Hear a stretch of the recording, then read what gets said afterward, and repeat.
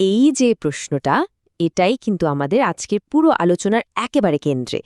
এই আইডিয়াটাকে প্রাতিষ্ঠানিকভাবে বলা হয় ইলেকশন ইঞ্জিনিয়ারিং। কিন্তু এই জামস্লোয়াতে বা জটিল শব্দটার আসল মানেটা আসলে কি?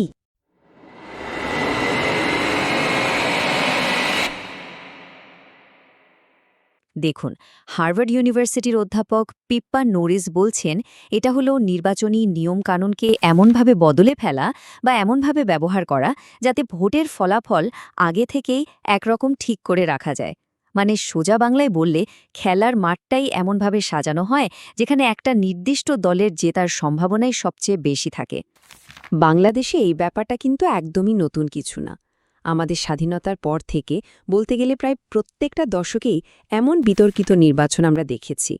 এই যে টাইমলাইনটা দেখছেন, ১৯৭৩ থেকে শুরু করে একেবারে ২০২৪ পর্যন্ত বিতর্কের একটা লম্বা ইতিহাস। চলুন এই পথ ধরেই আমরা একটু এগিয়ে যাই।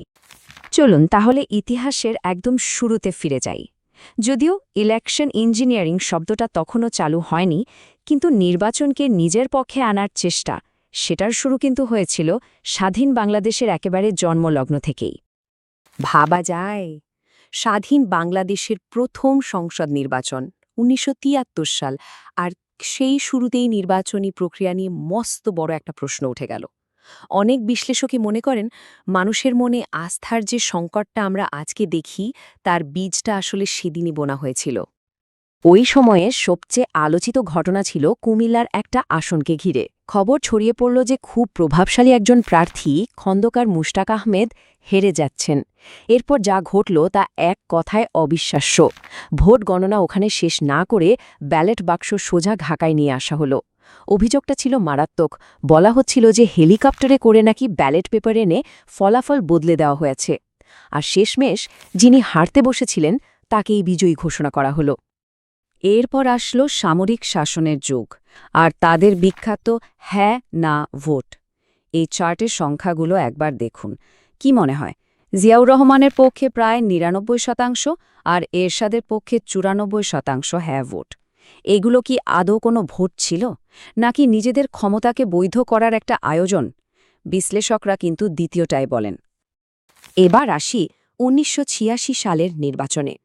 এটা এতটাই বিতর্কিত যে এর একটা আলাদা নামই হয়ে গেছে, মিডিয়া কিউর নির্বাচন। নামটা শুনলেই কেমন একটা খটকা লাগে, তাই না? চলুন দেখি কিভাবে মিডিয়া ব্যবহার করে ভোটের ফলাফল পাল্টে দেওয়ার মতো গুরুতর অভিযোগ উঠেছিল সেবার। তাহলে ঠিক কি ঘটেছিল সেবার? দৃশ্যটা একবার কল্পনা করুন।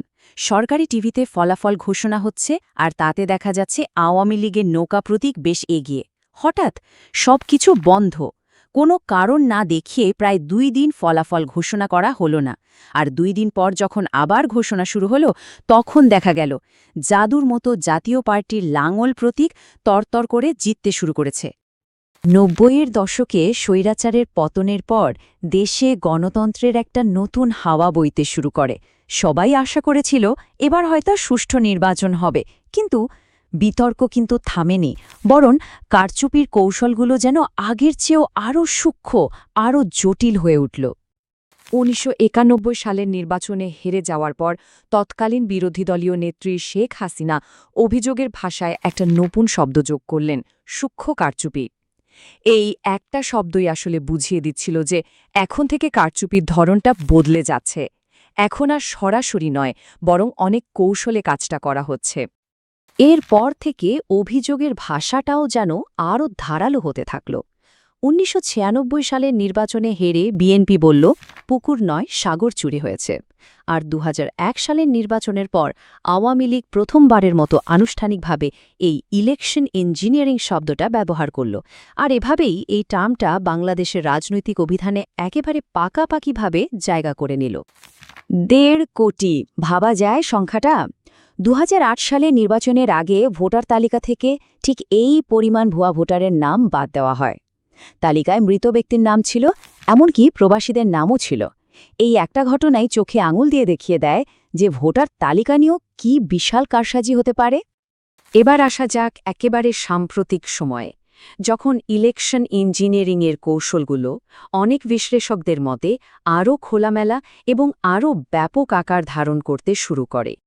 2014 সালের নির্বাচনকে অনেকেই বলেন তামাশার নির্বাচন। কারণটা কিন্তু খুবই সহজ। দেশের প্রধান বিরোধী দল বিএনপি যদি নির্বাচনে অংশ না নেয়, তাহলে সেই নির্বাচনকে আর যাই হোক প্রতিদ্বন্দ্বিতামূলক বলা যায় কি? একবার ভাবুন তো, দেশের ৩০০টা আসনের মধ্যে ১৫৩টাতেই কোনো ভোটই হলো না। মানে অর্ধেকেরও বেশি আসনে প্রার্থীরা এমনিতেই বিনা প্রতিদ্বন্দ্বিতায় নির্বাচিত হয়ে গেলেন।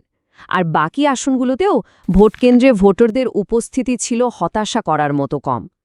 এমন ঘটনা বাংলাদেশের ইতিহাসে আগে কখনো ঘটেনি।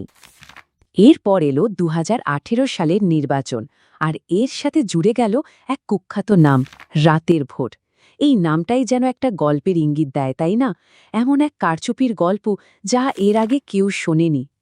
মূল অভিযোগটা ছিল একেবারে সোজা সাপটা। ভোটের দিন সকালে নয়, বরং আগের রাতেই ব্যালট বাক্স সিল মেরে ভরে রাখা হয়েছিল। এর পাশাপাশি বিরোধী দলের এজেন্টদের কেন্দ্রে ঢুকতে না দেওয়া এবং পুরো প্রক্রিয়ায় প্রশাসনকে ব্যবহারের মতো গুরুতর অভিযোগও ওঠে। আর সবশেষে ২০২৪ সালের নির্বাচন। এটা পরিচিতি পেল এক অদ্ভুত নামে, আমি আর ডামি নির্বাচন। বিরোধী দল ছাড়া আরও একটা নির্বাচনকে প্রতিদ্বন্দ্বিতাপূর্ণ দেখানোর জন্য এবার এক অভিনব কৌশল নেওয়া হলো। এবারও যেহেতু প্রধান বিরোধী দল বিএনপি নির্বাচনের মাঠে ছিল না, তাই একটা প্রতিদ্বন্দ্বিতা দেখানোটা ছিল মস্ত বড় চ্যালেঞ্জ। তো সমাধান হিসেবে কি করা হলো? ক্ষমতাসীন দল নিজেদের প্রার্থীদের বিরুদ্ধেই নিজেদেরই অন্য নেতাদের স্বতন্ত্র প্রার্থী হিসেবে দাঁড় করালো, যাদেরকে মজা করে বলা হলো ডামি প্রার্থী। মানে লড়াইটা হলো নিজেদের মধ্যেই। তো এতগুলো বিতর্কিত নির্বাচনের পর, এত বছর পর আমরা আজ কোথায় এসে দাঁড়িয়েছি? ফলাফল একটাই, নির্বাচনী ব্যবস্থার ওপর সাধারণ মানুষের আস্থার সংকট এখন সম্ভবত অতীতের যে কোনো সময়ের চেয়ে অনেক বেশি গভীর। রাজনৈতিক বিশ্লেষক মহিউদ্দিন আহমেদের এই কথাটা পুরো পরিস্থিতিকে এক বাক্যে তুলে ধরে। যে অবিশ্বাসের বীজটা ১৯৭৩ সালে বপন করা হয়েছিল, তা আজ একটা বিশাল মহিরুহে পরিণত হয়েছে। এটা কোনো একটা দল বা একটা সময়ের সমস্যা নয়, বরং দশকের পর দশক ধরে চলে আসা একটা ভাঙনের গল্প। এই পুরো ইতিহাসটা জানার পর শেষ পর্যন্ত একটাই বড় প্রশ্ন আমাদের সামনে এসে দাঁড়ায়। এই যে দীর্ঘদিনের অবিশ্বাসের দেয়াল, এটা ভেঙে মানুষের আস্থা আবার কিভাবে ফিরিয়ে আনা সম্ভব? এর উত্তরটা হয়তো আমাদের কারোরই জানা নেই, কিন্তু প্রশ্নটা রইল আমাদের সবার ভাবনার জন্য।